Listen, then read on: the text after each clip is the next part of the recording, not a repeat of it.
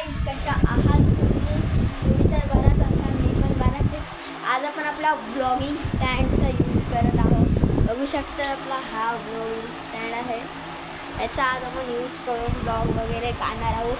आणि आज आहे ना आपण एक हायपर रिअलिस्टिक ड्रॉइंग काढणार आहोत. हा गाईस तुम्ही बरोबर ऐकताय. आज आपण हायपर रिअलिस्टिक ड्रॉइंग काढणार आहोत आणि मला खूपच भारी वाटायला लागलं. मला आपण वर पण करू शकतो. वर करू शकतो.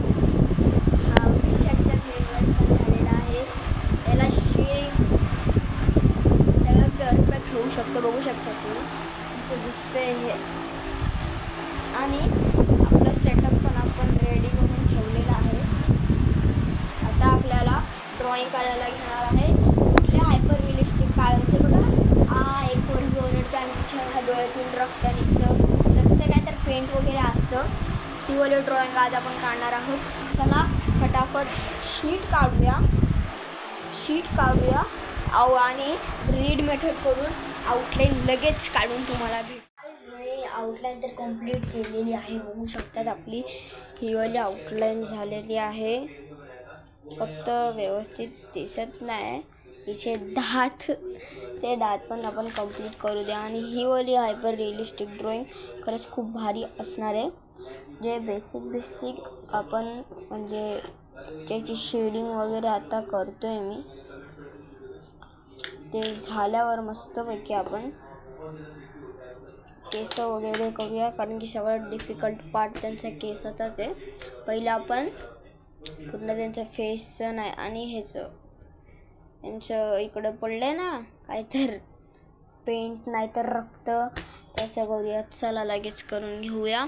ते झाल्यावर मस्तपैकी आपण हे करून घेऊया केसाचं. आणि मी बॉर्डर पण आखलेली आहे, कारण जेव्हा ही ड्रॉइंग काढते तेव्हा बाजूला बॉर्डर आखतात, तसं मी केलेलं आहे.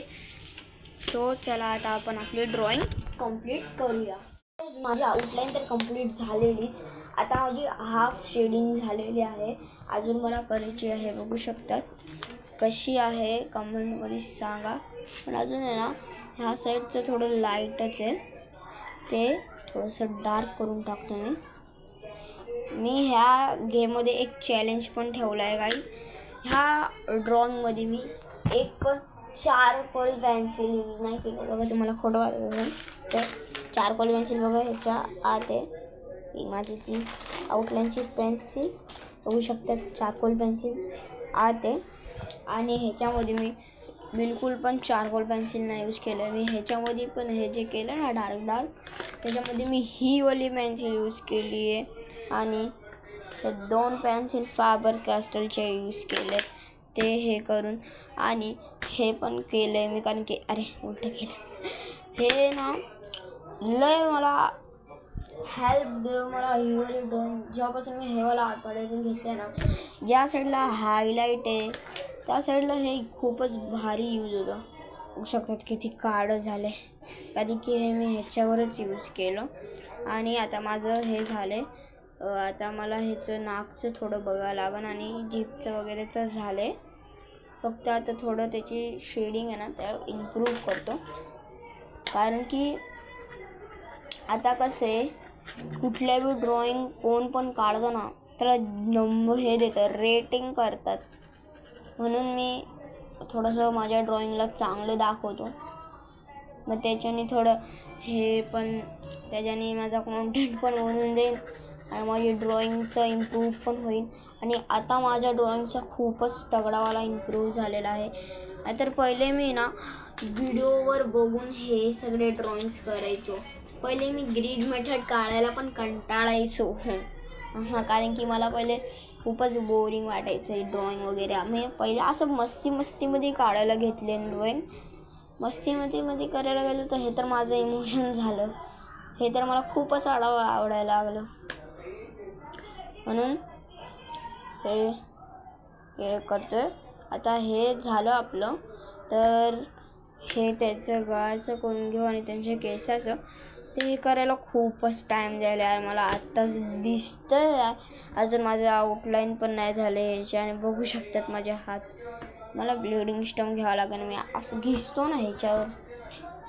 अरे यार कुठं घिसलं. बघू शकता आता इकडं लाईट आहे ना, म्हणजे इथं थोडं हे नाही ना, हायलाईट नाही ना, बघू शकता हायलाईट केल्यावर प्रेस केल्यावर बघा किती लाईट दिसतं ते. आणि ते लाईटनेसच मला हवं आहे, ते लाईटनेस पाहिजेलच. कुठल्याही ड्रॉइंगला तुम्ही जर का हे यूज नाही केलं तर तुमची ड्रॉइंगच अधुरी आहे असं मला वाटतं. तुम्हाला काय वाटतं तुम्ही सांगा. इथं थोडं